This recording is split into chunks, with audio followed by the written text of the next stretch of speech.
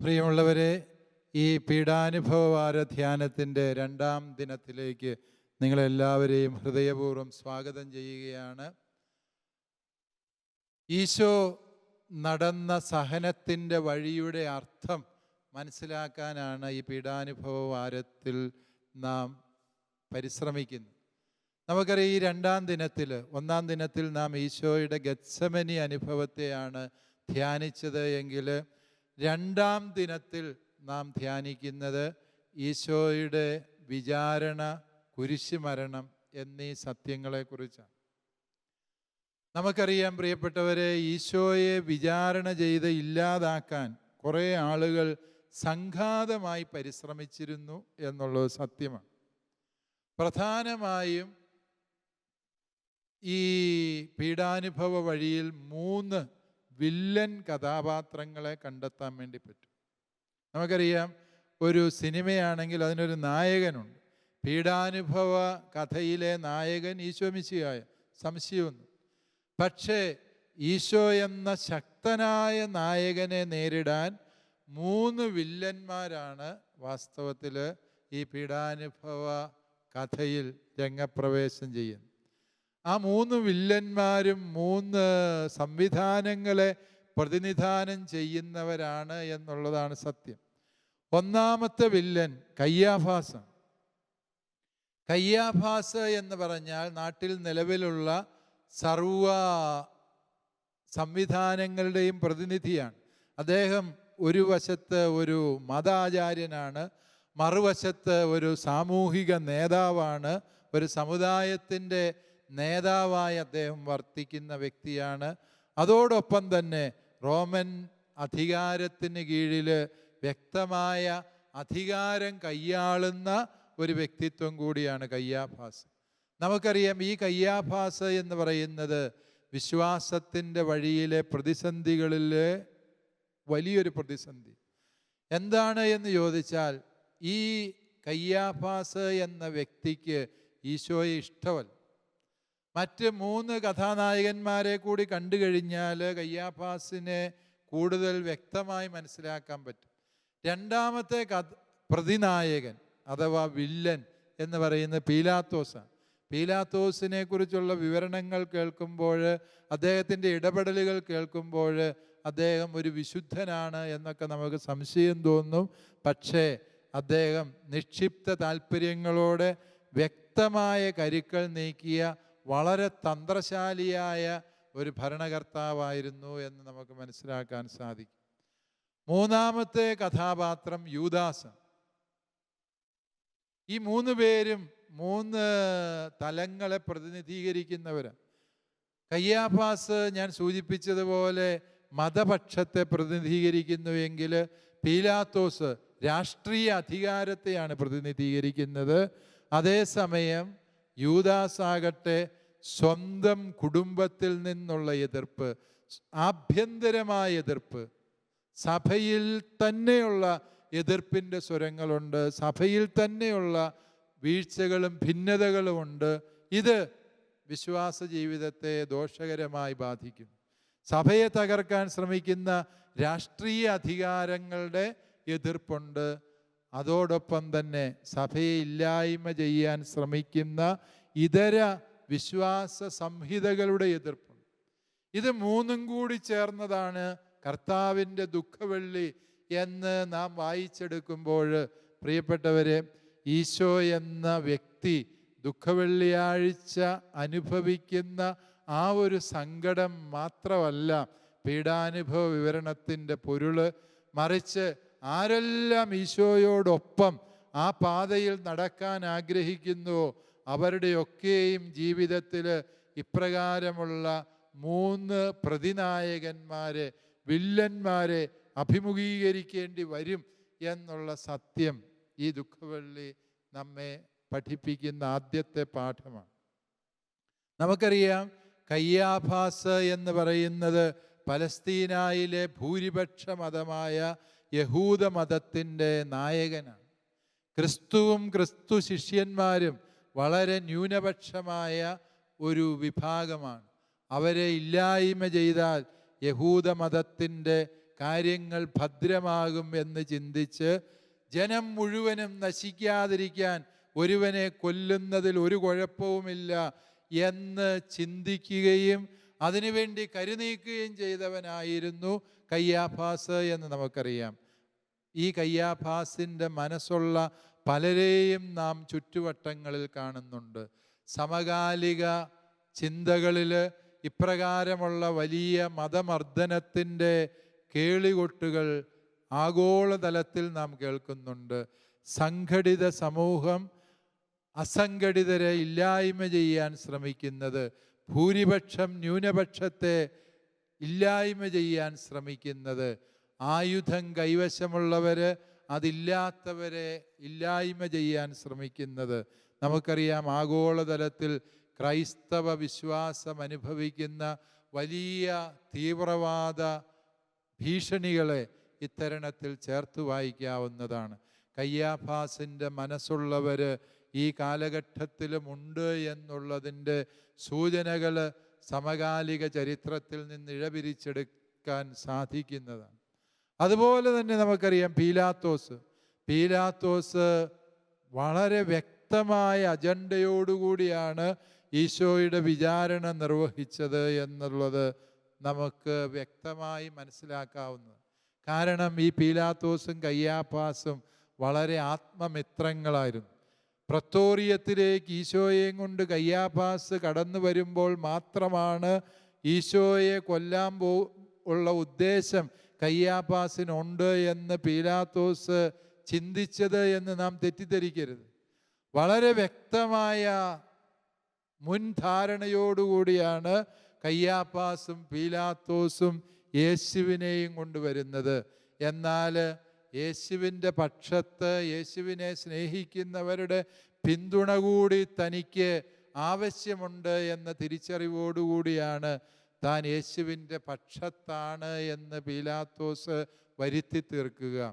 ഇരയോടൊപ്പം ഓടുകയും വേട്ടക്കാരനോടൊപ്പം കൊല്ലാനുള്ള ത്വര സൂക്ഷിക്കുകയും ചെയ്യുന്ന വളരെ വിചിത്രമായ ഒരു കഥാപാത്രമായിട്ടാണ് നമ്മൾ പീലാത്തോസിനെ മനസ്സിലാക്കേണ്ടത്. പ്രിയപ്പെട്ടവരെ, ഈശോ പലപ്പോഴും പറഞ്ഞിട്ടുണ്ട്, നിങ്ങളുടെ വാക്കുകൾ അതെ അതെ എന്നോ അല്ല അല്ല എന്നോ ആയിരിക്കും. അതിൽ കൂടുതലുള്ളത് ദുഷ്ടനിൽ നിന്ന് വരുന്നു എന്ന് ഈശോ പറഞ്ഞത് പീലാത്തോസിനെ ഉദ്ദേശിച്ച് വളരെ ശരിയാണ്. പ്രത്യക്ഷത്തിൽ നോക്കുമ്പോൾ ഈശോയെ രക്ഷിക്കാൻ വേണ്ടിയാണ് ആ മനുഷ്യൻ പരിശ്രമിക്കുന്നത് എന്ന് നമുക്ക് തോന്നാം. സുവിശേഷകന്മാരും ആ ഒരു ധ്വനി സൂക്ഷിക്കുന്നുണ്ട്. എന്തിന് എന്ന് ചോദിച്ചാൽ, ക്രിസ്ത്യാനികളെ ഇല്ലായ്മ ചെയ്യാൻ ശ്രമിക്കുന്ന റോമൻ ഭരണകൂടത്തിന് മുൻപിൽ സുവിശേഷകന്മാർ വയ്ക്കുന്ന ഒരു വലിയ സാക്ഷ്യമാണ്, നിങ്ങളുടെ പ്രതിനിധിയായ പലസ്തീനായിലെ ഗവർണർ, യൂദയായുടെ ഗവർണർ പീലാത്തോസ് യേശുവിനെ വിചാരണ ചെയ്തിട്ട് കുറ്റമൊന്നും കണ്ടില്ല എന്ന് റോമൻ അധികാരികളെ ബോധ്യപ്പെടുത്താൻ സുവിശേഷകന്മാർ ആ ഒരു സങ്കേതം ഉപയോഗിക്കുന്നുണ്ട് എന്നുള്ളത് സത്യമാണ്. പക്ഷേ യഥാർത്ഥത്തിൽ പീലാത്തോസും കയ്യാഫാസും ആത്മമിത്രങ്ങളായിരുന്നു. അവരെല്ലാ കാര്യങ്ങളും കൂടിയാലോചിച്ചാണ് ചെയ്തിരുന്നത്. പീലാത്തോസിൻ്റെ പദ്ധതികൾക്ക് ദേവാലയ ഭണ്ഡാകാരത്തിൽ നിന്ന് വലിയ തോതിൽ സമ്പാദ്യം കയ്യാഫാസ് വിട്ടു നൽകുന്ന ചരിത്രം ജോസേഫൂസ് സാക്ഷ്യപ്പെടുത്തുന്നുണ്ട്. നാട്ടിൽ ജലസേചന പദ്ധതി പീലാത്തോസ് നടപ്പിലാക്കാനുള്ള ഭീമമായ സംഖ്യ ദേവാലയത്തിലെ സ്വർണം കൈമാറ്റം ചെയ്തുകൊണ്ട് കയ്യാഫാസ് ലഭ്യമാക്കുന്ന കഥ വിവരിക്കുമ്പോൾ ഇവർ തമ്മിലുള്ള ആത്മബന്ധം വളരെ ആഴത്തിലുള്ളതായിരുന്നു എന്ന് നമുക്ക് മനസ്സിലാക്കാൻ സാധിക്കും. അതുകൊണ്ട് ഈ കയ്യാഫാസിനോട് ചേർന്ന് തന്നെ കരുനീക്കുന്നവനും എന്നാൽ പ്രത്യക്ഷത്തിൽ നിഷ്കളങ്കൻ എന്ന് തോന്നുന്നതുമായൊരു കഥാപാത്രമാണ് പീലാത്തോസ്. ഇത്തരത്തിലുള്ള മനുഷ്യരെയും നമ്മുടെ ജീവിതത്തിൽ കണ്ടുമുട്ടും. അവർ നമുക്കൊപ്പമാണ് എന്ന് നമ്മൾ വിചാരിക്കും. നമ്മുടെ നന്മയ്ക്ക് വേണ്ടിയാണ് അവർ പ്രവർത്തിക്കുന്നത് എന്ന് നാം വിചാരിക്കുകയും നമ്മൾ അവരെ ആശ്രയിക്കുകയും ചെയ്യുന്ന സന്ദർഭങ്ങളുണ്ടാകാം. പക്ഷേ അവരുടെ യഥാർത്ഥ ലക്ഷ്യം നമ്മുടെ തകർച്ചയാണ്, നമ്മുടെ മരണമാണ് എന്ന് നാം തിരിച്ചറിയാൻ വൈകിപ്പോകുന്ന സന്ദർഭങ്ങളുണ്ട്. കാപട്യത്തിൻ്റെ കണ്ണുകളോടെ നമ്മെ സമീപിക്കുന്ന മനുഷ്യർ സത്യമായും നമ്മുടെ ജീവിതത്തെ സഹനപൂർണമാക്കുന്നു എന്നുള്ളത് സത്യമാണെങ്കിൽ, അപ്രകാരം നമ്മെ ചതിക്കുന്ന കപടമുഖങ്ങളുടെ, നമ്മുടെ ജീവിതത്തിൽ സഹായികളായെത്തുന്ന ചില പൊയ്മുഖങ്ങളുടെ പ്രതിനിധിയാണ് പീലാത്തോസ് എന്ന് ന്യായമായും നമുക്ക് ചിന്തിക്കാം, ഊഹിക്കാം. ഈശോ ഇത് വളരെ വ്യക്തമായി മനസ്സിലാക്കിക്കൊണ്ട് തന്നെയാണ് പീലാത്തോസിനോട് മറുപടി പറയുന്നത് എന്ന് നമുക്കറിയാം. ഉന്നതത്തിൽ നിന്ന് നൽകപ്പെട്ടില്ലായിരുന്നെങ്കിൽ നിനക്ക് എൻ്റെ മേൽ ഒരു അധികാരവും ഉണ്ടാകുമായിരുന്നില്ല. ഈ പീലാത്തോസിൻ്റെ ചോദ്യങ്ങൾ ഉന്നയിക്കുമ്പോൾ ഈശോ തിരിച്ചു ചോദിക്കുന്ന എന്താണ്? നീ ഈ ചോദ്യം സ്വയമേ ചോദിക്കുന്നതാണോ അതോ വല്ലോർക്കും വേണ്ടി ചോദിക്കുന്നതാണോ എന്ന് ഈശോ എത്ര നിർഭയനായിട്ടാണ് പീലാത്തോസിനെ നേരിടുന്നത്. കാരണം നേരിൻ്റെ നിർഭയത്വമാണത്.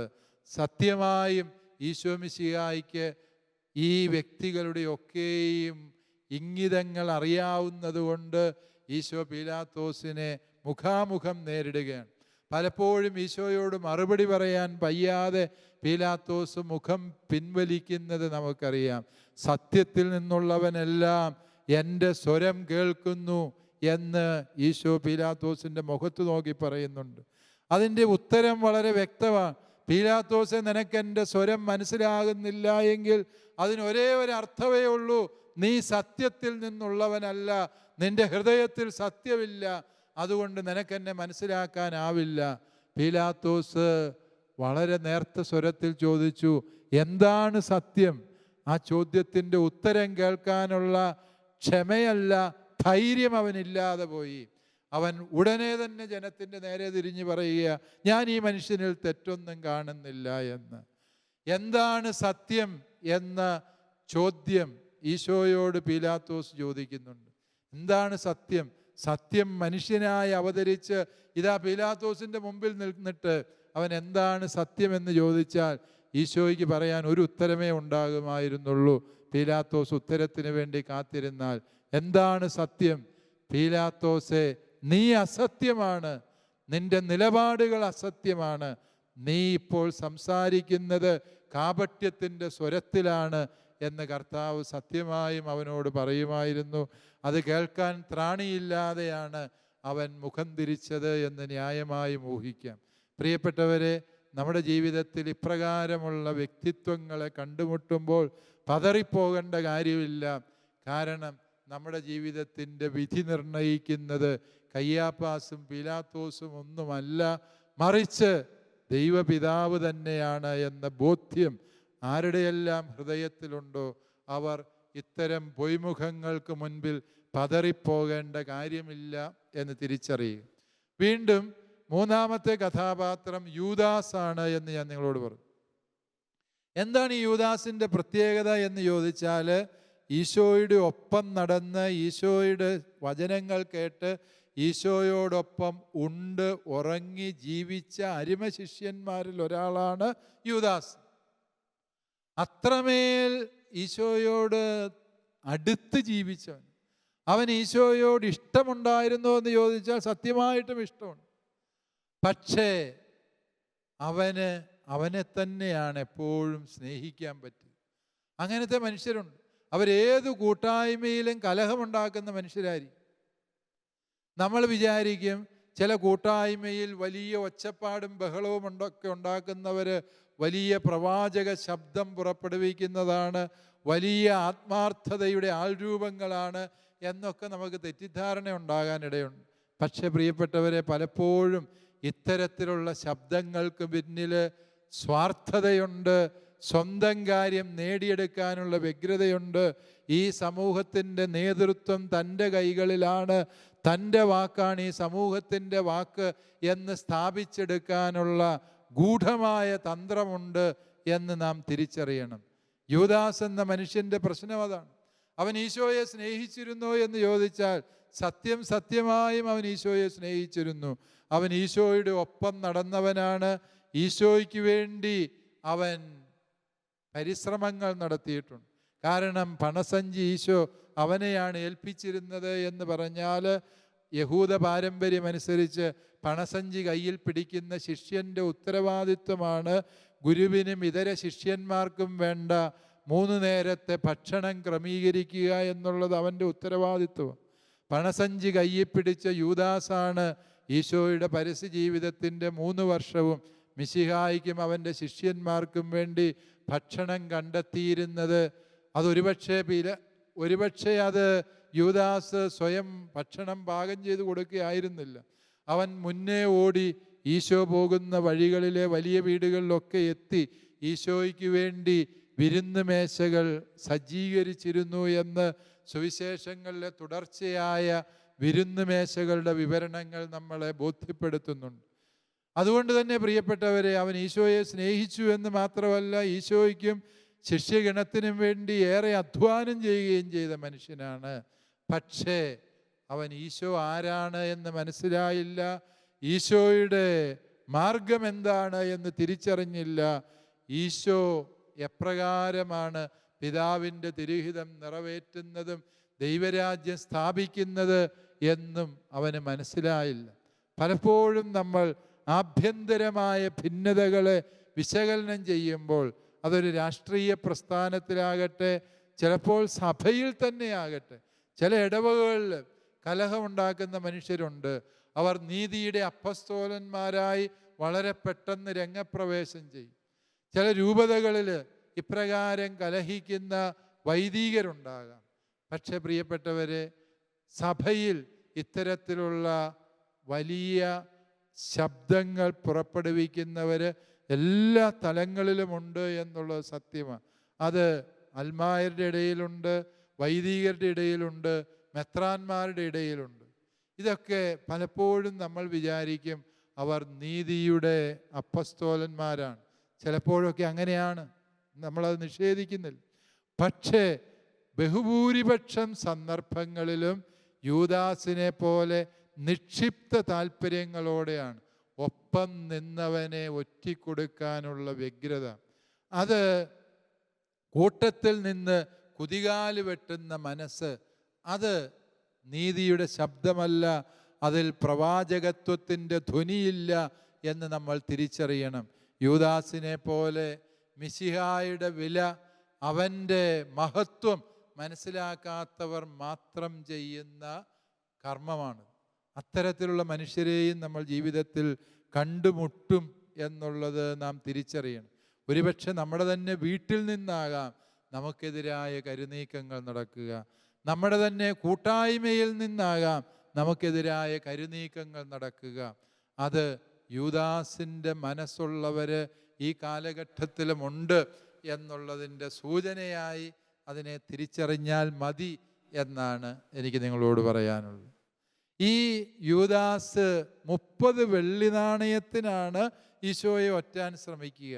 നമുക്കറിയാം, 30 വെള്ളി നാണയം എന്ന് പറഞ്ഞാൽ പുറപ്പാട് പുസ്തകത്തിൽ അടിമകളെ സംബന്ധിക്കുന്ന നിയമം പറയുമ്പോൾ, ഒരടിമയ്ക്ക് പരിക്കേറ്റാൽ പരിഹാരമായി കൊടുക്കേണ്ട തുകയാണ് 30 വെള്ളി നാണയങ്ങൾ എന്ന് പറഞ്ഞു. ഒരടിമയുടെ വിലയാണ് വാസ്തവത്തിൽ ഈ 30 വെള്ളി നാണയം എന്ന് നമ്മൾ ചേർത്ത് വായിക്കുമ്പോൾ പ്രിയപ്പെട്ടവരെ മനസ്സിലാക്കുക, യൂദാസ്, കയ്യാഫാസ് ഈശോയ്ക്ക് ഇട്ട വില എന്ന് പറയുന്നത് കേവലം മുറിവേറ്റ ഒരു അടിമയുടെ വില മാത്രമായിരുന്നു എന്ന് തിരിച്ചറിയുമ്പോൾ, എന്തുകൊണ്ടാണ് ഇത്തരത്തിലുള്ള ചതികളിലേക്ക്, കുതികാല് വെട്ടലുകളിലേക്ക്, ആഭ്യന്തര ഭിന്നതകളിലേക്ക് നാം നീങ്ങിപ്പോകുന്നത് എന്ന് ചോദിച്ചാൽ, ദൈവപുത്രൻ്റെ മഹത്വം നമുക്ക് മനസ്സിലാകാതെ പോകുന്നതുകൊണ്ട്. ദൈവപുത്രൻ്റെ മഹത്വം മനസ്സിലാക്കിയിരുന്നെങ്കിൽ അത് ചെയ്യുമായിരുന്നില്ല. കാരണം ദൈവം നിന്നെ എന്തുമാത്രം വിലമതിച്ചു എന്നുള്ളത് നീ ചിന്തിച്ചില്ല. അതുകൊണ്ടാണ് നീ തന്നെ ഇത്രയും വില കുറഞ്ഞ നിലപാടുകളിലേക്ക് നീങ്ങിപ്പോവുക. നിന്റെ ദൈവം നിനക്കിട്ട വില എന്തുമാത്രം എന്ന് ചോദിച്ചാൽ, പ്രിയ സഹോദര സഹോദരി മനസ്സിലാക്കുക, നിന്റെ ദൈവം നിനക്കിട്ട വില എന്ന് പറഞ്ഞാൽ ദൈവപുത്രനായ ഈശോ മിശിഹായുടെ വിലയാണ്. ഈശോ മിശിഹായുടെ ജീവന്റെയും രക്തത്തിൻ്റെയും വിലയാണ് ദൈവം നിനക്കിട്ട വില എന്ന് നീ മനസ്സിലാക്കുക. പക്ഷേ നീ ഈശോ മിശിഹായ്ക്കിട്ട വില മുറിവേറ്റ ഒരു അടിമയുടെ വില മാത്രമാണ്. അവിടെയാണ് അന്തരം എന്ന് പറയുന്നത്. ആ അന്തരമാണ് നമ്മെ കൂട്ടത്തിനെ ഒറ്റിക്കൊടുക്കാനും സഭയെ വേദനിപ്പിക്കുന്ന നിലപാടുകളിലേക്ക് നീങ്ങാനും പ്രേരിപ്പിക്കുന്നത് എന്ന സത്യം ഓർക്കുക. പലപ്പോഴും നമ്മൾ പ്രിയപ്പെട്ടവരെ കൈവെടിയുന്നതിൻ്റെയും ഒറ്റപ്പെടുത്തുന്നതിൻ്റെയും കുറ്റപ്പെടുത്തുന്നതിൻ്റെയും ഒറ്റിക്കൊടുക്കുന്നതിൻ്റെയും ഒക്കെ പിന്നിൽ മിശിഹായുടെ യഥാർത്ഥ വില മനസ്സിലാകാതെ പോകുന്നത് കൊണ്ട്, ദൈവം നമ്മെ എന്തുമാത്രം വിലമതിച്ചു എന്ന സത്യം മനസ്സിലാകാതെ പോകുന്നത് കൊണ്ടാണ്. അവൻ എന്നെ മനസ്സിലാക്കിയില്ല, അവൻ എന്നെ വേണ്ട നേരത്ത് സഹായിച്ചില്ല, വേണ്ട നേരത്ത് എനിക്ക് പിന്തുണ തന്നില്ല, അതുകൊണ്ട് ഞാൻ അവനെ വെട്ടി വീഴ്ത്തും എന്ന നിലപാടോടെ നമ്മൾ കരുക്കൾ നീക്കുമ്പോൾ ഓർക്കുക പ്രിയപ്പെട്ടവരെ, നിന്നെ യഥാർത്ഥത്തിൽ വിലമതിച്ച ഒരു ദൈവപുത്രൻ ഉണ്ടായിരുന്നു. അവൻ നിനക്കിട്ട വില സ്വന്തം ജീവൻ്റെ വിലയാണ്, സ്വന്തം രക്തത്തിൻ്റെ വിലയാണ്, സ്വന്തം ആത്മാവിൻ്റെ വിലയാണ് എന്നുള്ള സത്യം ഗ്രഹിക്കുമ്പോൾ നമുക്ക് ഈ പ്രതിനായക സ്ഥാനത്ത് നിന്ന് മാറി നിൽക്കാൻ നിർബന്ധ ബുദ്ധിയോടെ പരിശ്രമിക്കേണ്ടി വരും. അതുകൊണ്ട് കയ്യാഫാസുമാരുടെ, പീലാത്തോസുമാരുടെ, യൂദാസുമാരുടെ പിന്മുറയിലുള്ളവരെ കാണുമ്പോൾ ഓർക്കുക, ദൈവത്തിൻ്റെ തിരുഹിതം പൂർത്തിയാക്കാൻ അവരും ആവശ്യമുണ്ട്. പക്ഷേ ഈശോ നമ്മെ പഠിപ്പിക്കുന്നത്, നീ ഒരിക്കലും ആ പ്രതിനായക സ്ഥാനത്ത് ആകരുത്, മറിച്ച് നീ എപ്പോഴും ക്രിസ്തുവിൻ്റെ ഒപ്പം ആയിരിക്കും. അവൻ്റെ ഒപ്പമായിരുന്ന ഒരേ ഒരു ശിഷ്യനേ ഉള്ളൂ. ഈ പ്രതിനായകന്മാരുടെ ഇടയിൽ നിന്ന് ക്രിസ്തുവിൻ്റെ ഒപ്പം നിലപാടെടുക്കുന്ന ഒരേ ഒരു ശിഷ്യൻ, അത് യോഹന്നാനാണ്. അവൻ വിചാരണവേളയിൽ കർത്താവിൻ്റെ ഒപ്പമുണ്ട്. കാൽവരിയിൽ പിടഞ്ഞു മരിക്കുന്ന നേരത്ത് പരിശുദ്ധ അമ്മയോട് ചേർന്ന് യോഹന്നാൻ കുരിശിലേക്ക് ഇമവെട്ടാത്ത കണ്ണുകളോടെ, നിറകണ്ണുകളോടെ നോക്കി നിൽക്കുന്നുണ്ട് എന്നുള്ള സത്യം നാം തിരിച്ചറിയണം. ജീവിതത്തിൽ യോഹന്നാനെ പോലെ പ്രതിബദ്ധതയുടെ സ്ഥിരത ആർക്കുണ്ടോ അവനാണ് യഥാർത്ഥ ക്രിസ്തു ശിഷ്യൻ എന്ന തിരിച്ചറിവ് നമുക്ക് സ്വന്തമാക്കാം. ദുഃഖവെള്ളിയാഴ്ച നാം ആവർത്തിക്കുന്ന പ്രാർത്ഥന, ഈശോ മിശിഹായെ, ഞങ്ങൾ അങ്ങയെ കുമ്പിട്ടാരാധിച്ച് സ്തോത്രം ചെയ്യുന്നു. എന്തുകൊണ്ടെന്നാൽ അങ്ങ് വിശുദ്ധ കുരിശിനാൽ ഞങ്ങളെ വീണ്ടും രക്ഷിച്ചു എന്ന പ്രാർത്ഥനയോടെ നമുക്ക് ഈ ധ്യാനചിന്തകളുടെ തുടർഭാഗത്തിനായി കാത്തിരിക്കാം. ദൈവം അനുഗ്രഹിക്കും.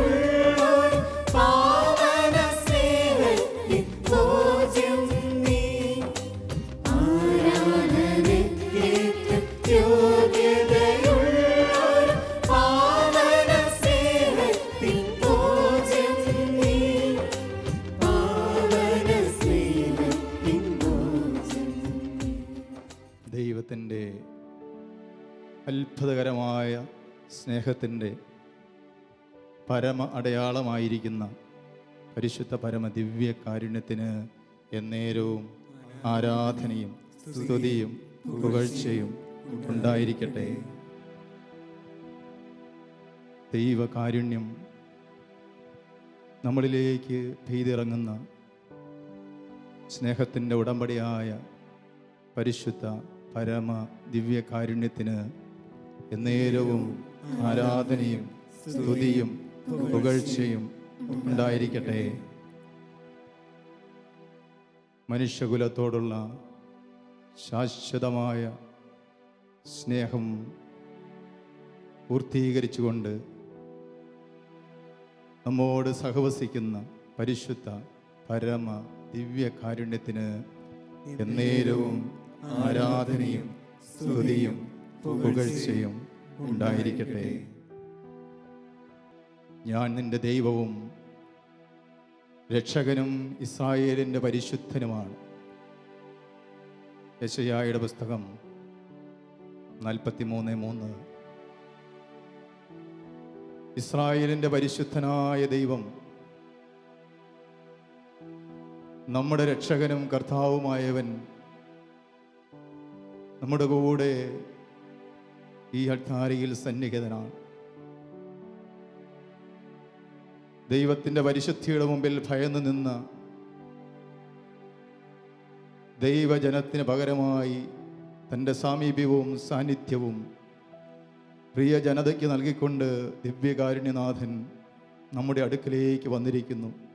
സ്നേഹത്തോടെ നമ്മെ അവിടുത്തെ പക്കലേക്ക് ചേർത്ത് നിർത്തിയിരിക്കുന്നു. സന്തോഷത്തോടെ നമുക്ക് കർത്താവിന് ആരാധന അർപ്പിക്കാം. ദൈവത്തിൻ്റെ ഈ പരമമായ സ്നേഹത്തെ നന്ദിപൂർവ്വം ഓർത്ത് ഹൃദയം കൊണ്ട് കർത്താവിൻ്റെ അടുത്തേക്ക് വരാം. ഇതാ ഹോരേബ് മലയിൽ ദൈവ സാന്നിധ്യത്തിൽ ഭയന്ന് വിറച്ച മോശയെപ്പോലെ അകന്നു നിൽക്കാനല്ല, അവൻ്റെ സ്നേഹത്തിൻ്റെ ഉറവ പറ്റാത്ത ഹൃദയത്തിലേക്ക് ചേർന്ന് നിൽക്കുവാൻ ഈ ദിവ്യകാരുണ്യനാഥൻ ഈ സമയം നമ്മെ എല്ലാവരെയും വിളിക്കുക. പ്രിയപ്പെട്ടവരെ, നമ്മളുടെ അവസ്ഥ എന്തായിരുന്നു? പൗലോസ് അപ്പോസ്തലൻ റോമാലേഖനം 11-ാമത്തെ അധ്യായത്തിൽ നമ്മളെ ഓർമ്മിപ്പിക്കുന്നുണ്ട്. നീ കാട്ടൊലിവിൻ്റെ മുളയായിരുന്നു, നിന്നെ ഇതാ തോട്ടത്തിലെ നാട്ടൊലിവിലേക്ക് അവിടുന്ന് ഒട്ടിച്ചു വച്ചിരിക്കുന്നു. നാം എല്ലാവരും കർത്താവിൻ്റെ നാട്ടൊലിവായ കർത്താവിൻ്റെ തിരുശരീരത്തിലേക്ക് ചേർക്കപ്പെടുന്ന വിഷയങ്ങളാണ്. ആ ഒലിവ് മരത്തിൻ്റെ ജീവരസം നമ്മളിലേക്ക് ഒഴുകി വരുന്ന സമയമാണിത്. സ്നേഹത്തോടെ സർവം മറന്ന് കർത്താവിലേക്ക് നമുക്ക് ഒട്ടിച്ചേർന്ന് നിൽക്കാം. സങ്കീർത്തകൻ പറയുന്നു, എൻ്റെ ഹൃദയവും എൻ്റെ മനസ്സും ക്ഷീണിച്ചു പോയേക്കാം, എന്നാൽ കർത്താവാണ് എൻ്റെ ബലം. അവിടുന്നാണ് എൻ്റെ ഏക ഓഹരി. അവിടുന്ന് മാത്രമാണ് എനിക്കുള്ള ഓഹരി. പ്രിയപ്പെട്ടവരെ, നമ്മുടെ ഹൃദയവും മനസ്സുമെല്ലാം ക്ഷീണിതരായി നമ്മൾ കർത്താവിൻ്റെ സന്നിധിയിൽ അണയുമ്പോൾ അവിടുന്ന് നൽകുന്ന ജീവശക്തി ഈ ജീവൻ്റെ അപ്പത്തിൽ നമ്മളിലേക്ക് കടന്നു വരികയാണ്. കർത്താവ് നമ്മളോട് പറയുകയാണ്, നിന്റെ ഏക ഓഹരി ഞാനായി തീരുമ്പോൾ നിന്റെ മനസ്സും ഹൃദയവും എല്ലാം തളർന്നു പോയാലും ഞാൻ നിന്നെ ശക്തിപ്പെടുത്തുന്ന നിന്റെ ദൈവം നിന്റെ കൂടെയുണ്ട്. ആ ദൈവത്തെ ആരാധിക്കാനുള്ള വിശുദ്ധ നിമിഷങ്ങൾ വലിയ സന്തോഷത്തോടും ആഹ്ലാദത്തോടും ഹൃദയം തുറന്ന് നമ്മുടെ ജീവിതത്തെ മുഴുവൻ ഏൽപ്പിച്ചുകൊണ്ടും നമുക്ക് ഈ ആരാധന നിമിഷങ്ങളിൽ ഈ ദിവ്യകാരുണ്യ സവിധത്തിലായിരിക്കാം. ഇടയവനായ ദൈവത്തിൻ്റെ പക്കൽ സൃഷ്ടികളായി നമ്മൾ നിൽക്കുന്നു. അവൻ നമ്മളെ തൻ്റെ സ്നേഹിതരാക്കി ഇവിടെ നിർത്തിയിരിക്കുക. ദൈവമേ, ബലഹീനമായ ഞങ്ങളുടെ ജീവിതങ്ങളിൽ ബലം നൽകുന്ന നീയാണ് ഞങ്ങളുടെ സർവസമ്പത്തും ഞങ്ങളുടെ സർവസ്വവുമെന്ന് ഏറ്റുപറയാൻ ഞങ്ങൾ ആഗ്രഹിക്കുന്നു. കർത്താവേ, ഞാൻ അങ്ങയോട് പ്രാർത്ഥിക്കുമ്പോൾ അവിടുന്ന് എനിക്ക് ഉത്തരം നൽകുന്നു. കർത്താവേ, അവിടുന്ന് എൻ്റെ പ്രാർത്ഥന കേട്ട് എനിക്ക് ഉത്തരം നൽകി സർവ ഭയങ്ങളിൽ തന്നെ മോചിപ്പിക്കുന്നുവെന്ന് സങ്കീർത്തകനോട് ചേർന്ന് ഞങ്ങൾ പറയുകയാണ്. എൻ്റെ പ്രാർത്ഥന കേട്ട് എനിക്ക് ഉത്തരം നൽകി സർവ ഭയങ്ങളിൽ നിന്ന് എന്നെ മോചിപ്പിക്കുന്ന എൻ്റെ കർത്താവേ, എൻ്റെ ജീവിതത്തിൻ്റെ ആകുലതകളെയും ദുഃഖ ദുരിതങ്ങളെയും രോഗപീഠകളെയും എല്ലാം തിരുമുമ്പിൽ അർപ്പിക്കുന്നു. സർവ ഭയങ്ങളിൽ നിന്നും സർവ ദുരിതങ്ങളിൽ നിന്നും തിന്മയുടെ സകല തന്ത്രങ്ങളിൽ നിന്നും വിമോചനവും വിടുതലും നൽകുന്ന ദൈവമേ, ഞങ്ങൾ ഒന്ന് ചേർന്ന് അങ്ങയെ സ്തുതിക്കുന്നു. കരമുയരട്ടെ, സ്വരമുയരട്ടെ, ദിവ്യകാരുണ്യനാഥനെ നമുക്ക് ആരാധിച്ച് മഹത്വപ്പെടുത്താം. ഹല്ലേലൂയ, ഹല്ലേലൂയ, ഹല്ലേലൂയ, ഹല്ലേലൂയ, ഹല്ലേലൂയ. യേശുവേ, ആരാധന, ആരാധന, ആരാധന, ആരാധന. ഹല്ലേലൂയ, ഹല്ലേലൂയ. രക്ഷകനായ യേശുവേ, സർവ്വ അഭയവും നിന്നിലാണെന്ന് ഏറ്റു പറഞ്ഞുകൊണ്ട് സ്തുതിച്ച് ആരാധിച്ച് മഹത്വപ്പെടുത്തുന്നു. ഹല്ലേലൂയ, സ്തോത്രം ദൈവമേ. ആരാധന, ആരാധന, ആരാധന, ആരാധന. ഹല്ലേലൂയ, ഹല്ലേലൂയ, ഹല്ലേലൂയ. കർത്താവേ, അങ്ങനെ ആശ്രയിച്ചുകൊണ്ട് അങ്ങേ മഹത്വപ്പെടുത്തുന്ന ഈ ജനത്തെ അനുഗ്രഹിക്കുന്ന ദൈവമേ. ഹല്ലേലൂയ, ഹല്ലേലൂയ, ഹല്ലേലൂയ, ഹല്ലേലൂയ, ഹല്ലേലൂയ. പ്രിയപ്പെട്ടവരെ, ഈ വിശുദ്ധ കുർബാനയിൽ കർത്താവ് രക്ഷാകര രഹസ്യങ്ങളെ മുഴുവൻ വെളിപ്പെടുത്തുകയാണ്. അവിടുത്തെ രക്ഷാകര പ്രവൃത്തികൾ മുഴുവൻ വീണ്ടും പുനരാവിഷ്കരിക്കുകയാണ്. ദൈവം നമുക്ക് വേണ്ടി ചെയ്തത് എന്താണെന്ന് അവിടുന്ന് നമ്മളെ അനുസ്മരിപ്പിക്കുന്ന ദിനങ്ങളാണ്. അവിടുന്ന് ഉയർത്തെഴുന്നേറ്റ് ഉജ്ജ്വലനായി നിൽക്കുന്ന ദൈവത്തിനാണ്, പക്ഷേ കൊല്ലപ്പെട്ട കുഞ്ഞാടാണ്. കൊല്ലപ്പെട്ട കുഞ്ഞാട് നിങ്ങൾക്കായി അർപ്പിക്കപ്പെടുന്ന എൻ്റെ ശരീരം. അവൻ കൊല്ലപ്പെട്ടവനാണെങ്കിലും നമുക്ക് വേണ്ടി കൊടുക്കപ്പെട്ടവനാണ്. അവൻ്റെ ശരീരം നമുക്ക് വേണ്ടി കൊടുത്തു. ഈ തിരുശരീരത്തിൽ, ഈ തിരുവോസ്തിയിൽ, ഈ ദിവ്യകാരുണ്യത്തിൽ, ഈ പരമമായ വിശുദ്ധ കുർബാനയിൽ അവൻ നമുക്കായി കൊടുത്ത ത്യാഗങ്ങളുടെയും പീഡകളുടെയും സഹനങ്ങളുടെയും കഥ നമുക്ക് ഒരു നിമിഷം തിരിച്ചറിയാം, ഹൃദയം കൊണ്ട് ഒപ്പിയെടുക്കാം. നസ്രായനായ യേശുവിൻ്റെ ആ നസ്രത്തിലെ തച്ചൻ്റെ വേദനകളും കണ്ണുനീരും വിയർപ്പും അവൻ്റെ നൊമ്പരങ്ങളും സങ്കടങ്ങളും കഷ്ടതകളും സഹനങ്ങളും മരണവുമെല്ലാം നിഴലിക്കുന്ന ഈ ദിവ്യകാരുണ്യത്തിലേക്ക് നോക്കി അവൻ്റെ സ്നേഹത്തെ അനുസ്മരിച്ച് നമുക്ക് പാടി പ്രാർത്ഥിക്കാം.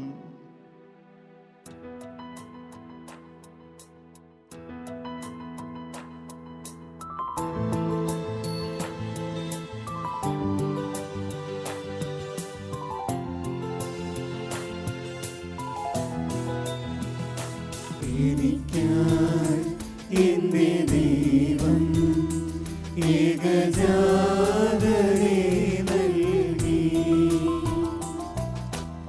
എനിക്കായി എന്റെ യേശു പരിഹാര ബലിയായി.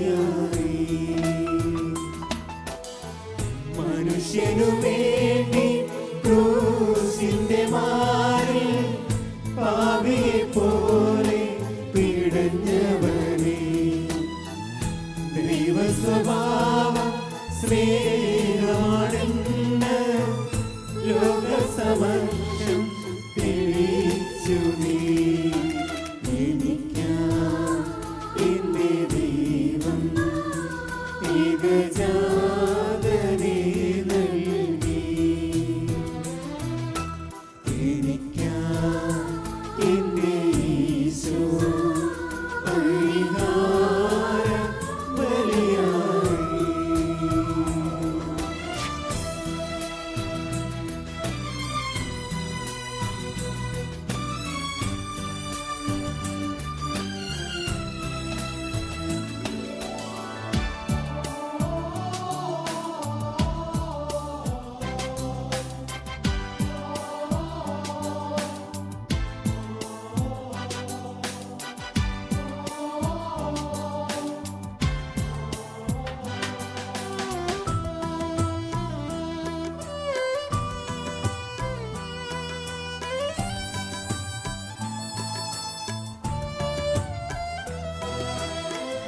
നിന്ദനമേറ്റതും നഗ്നനായി തീർന്നതും ഞാൻ പാപബന്ധം വെടിയ.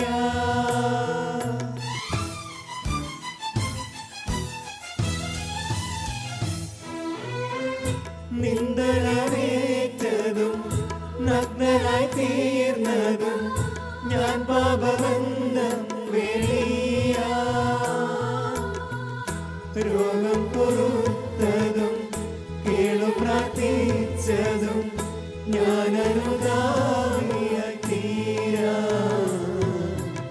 എനിക്കായി എന്റെ ദൈവം ഏകജാതനെ നൽകി. എനിക്കായി എന്റെ ഈശോ പരിഹാര ബലിയായി. അവിടുത്തെ മക്കളായ നമുക്കും തിരുസാന്നിധ്യത്തിൽ ആനന്ദിക്കാം. നമുക്കായി അവിടുന്ന് ചെയ്തതെല്ലാം ഓർക്കാം. നാം സന്തോഷിക്കാൻ വേണ്ടി, നാം ദുഃഖിക്കാതിരിക്കാൻ വേണ്ടി അവിടുന്ന് ദുഃഖങ്ങളും പാടുപീഡകളും ഏറ്റെടുത്തു. വിശുദ്ധ പാദ്രി പിയോ പറയുന്നു, 1000 വർഷത്തെ ലൗകിക ആനന്ദത്തെക്കാൾ എൻ്റെ ദിവ്യകാരുണ്യ നാഥന്റെ പക്കൽ 1 മണിക്കൂറായിരിക്കുന്നതിൽ ഞാൻ ആനന്ദിക്കുന്നു.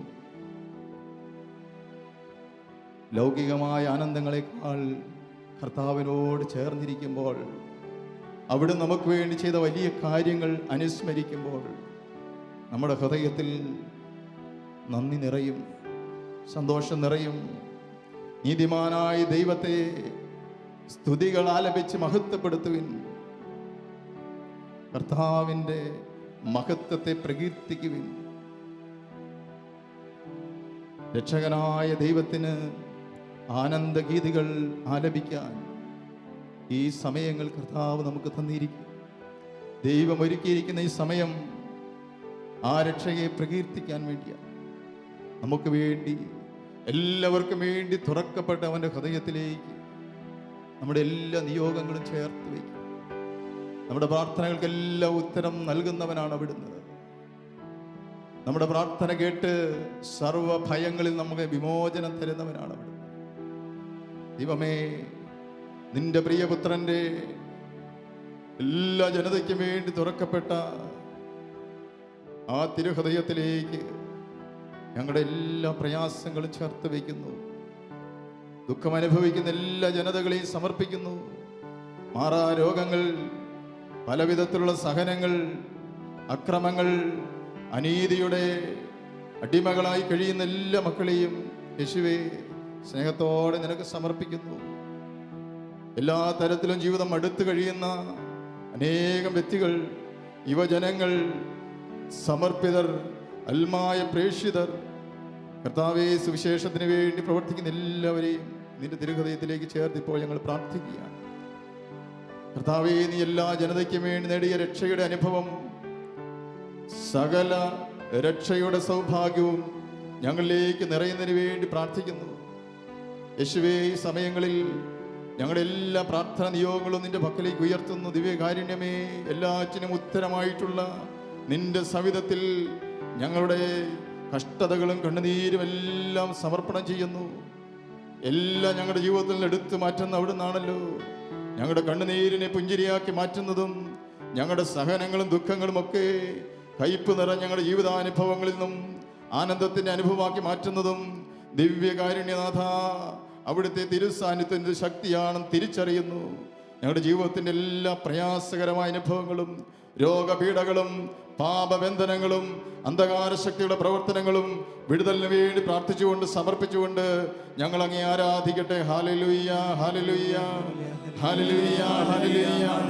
യേശുവേ, ആരാധന, ആരാധന, ആരാധന. ഹല്ലേലൂയ, ഹല്ലേലൂയ, ഹല്ലേലൂയ. പരിശുദ്ധാത്മാവേ, സമയങ്ങളിൽ എല്ലാ മക്കളുടെ മേലും അഭിഷേകം ചെയ്യണമേ. അസ്വസ്ഥകളിൽ എല്ലാം വിടുവിക്കണമേ.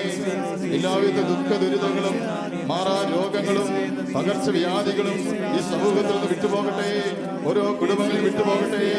എല്ലാ അന്ധകാര പ്രവൃത്തികളിൽ ഞങ്ങൾക്ക് വിടുതൽ വിമോചനം തരുവാൻ പുരുഷനായ യേശുവേ, ബുദ്ധിതനായ യേശുവേ, ഞങ്ങൾക്ക് വേണ്ടി സഹിച്ച് മരിച്ച് ഉയർത്തെഴുന്നേറ്റ ദൈവപുത്ര ഞങ്ങളിതാ യാചിക്കുന്നു. Hallelujah, hallelujah. കർത്താവേ, കരമുയർത്തണമേ. നിറമണിഞ്ഞ് കൈകൾ കൊണ്ട് ആശീർവദിക്കണമേ. രക്ഷ ചെയ്യണമേ. ഹല്ലേലൂയ, ഹല്ലേലൂയ, ഹല്ലേലൂയ, ഹല്ലേലൂയ, ഹല്ലേലൂയ, ഹല്ലേലൂയ. യേശുവേ, ആരാധന, ആരാധന. നമുക്കൊരു ആരാധന ഗാനം പാടി കർത്താവിൻ്റെ സ്നേഹത്തിലേക്ക്, രക്ഷയിലേക്ക് നമ്മുടെ ഹൃദയങ്ങളെ നമുക്ക് കൊണ്ടുവന്ന് വയ്ക്കാം.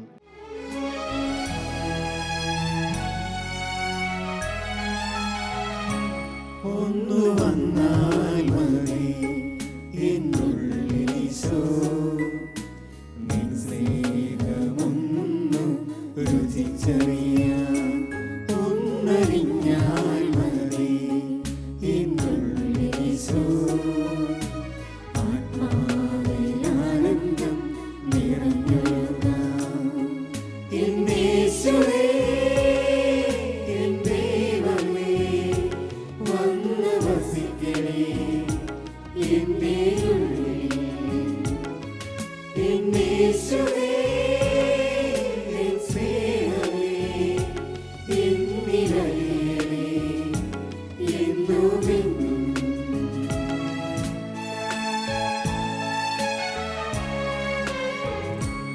ഒന്നു തൊട്ടാൽ മതി എന്നെ പൊന്നീശോ, എൻ ദുഃഖങ്ങളെല്ലാം അകന്നു പോകാം.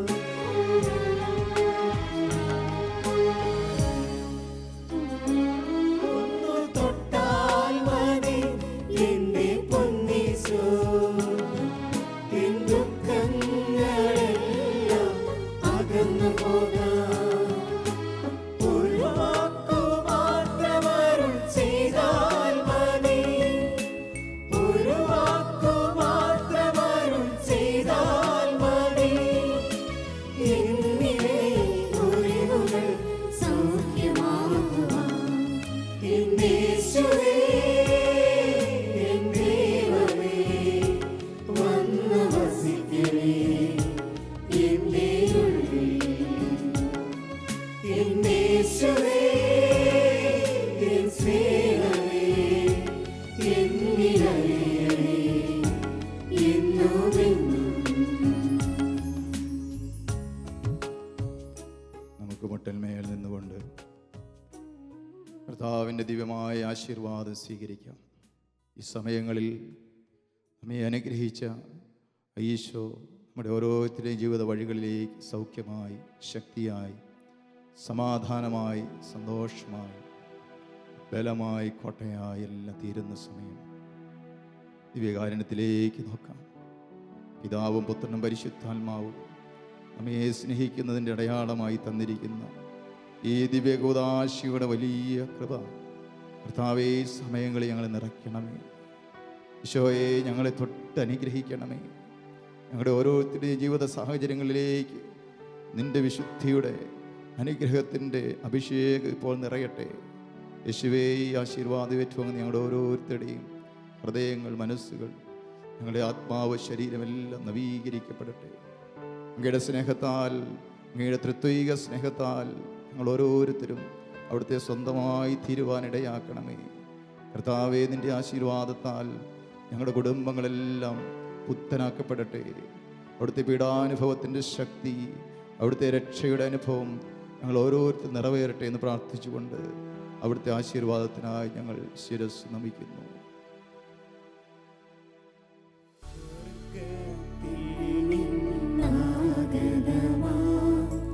ജീവൻ നൽകുമൊരപ്പം നീ, മർത്യനു മുക്തി പകർന്നരുളും നിത്യമഹോന്നതമപ്പം നീ.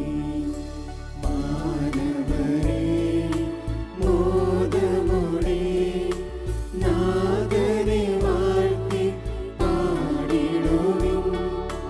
ദൈവത്തിൻ പരിപാവനമാം സന്നിധി ചേർന്നു വണങ്ങിടുവിൻ. സന്നിധി ചേർന്നു വണങ്ങിടുവിൻ. സ്വർഗ്ഗത്തിൽ നിന്നാഗതമാം ജീവൻ നൽകുമൊരപ്പം നീ, മർത്യനു മുക്തി പകർന്നരുളും നിത്യമഹോന്നതമപ്പം നീ. ദിവ്യശരീരം മാനവനായി നൽകിയ നാഥനെ വാഴ്ത്തിടുവിൻ. ദിവ്യനിണത്താൽ പാപികളെ നേടിയ നാഥനെ വാഴ്ത്തിടുവിൻ. നേടിയ നാഥനെ വാഴ്ത്തിടുവിൻ. സ്വർഗ്ഗത്തിൽ നിന്നാഗതമാം ജീവൻ നൽകുമൊരപ്പം നീ, മർത്യനു മുക്തി പകർന്നരുളും നിത്യമഹോന്നതമപ്പം നീ. നിത്യമഹോന്നതമപ്പം നീ. പരിശുദ്ധ ശരീരത്താലും വിലയേറിയ രക്തത്താലും പാപത്തിൻ കറകളിൽ നിന്നും മർത്യനു നീ മോചനമേകി. സകലേശാദിവ്യകടാക്ഷം തൂകണമേ വത്സലസുതരിൽ. നിർമ്മലരായി ജീവിച്ചിടുവാൻ ചിന്തണമേ ദിവ്യവരങ്ങൾ.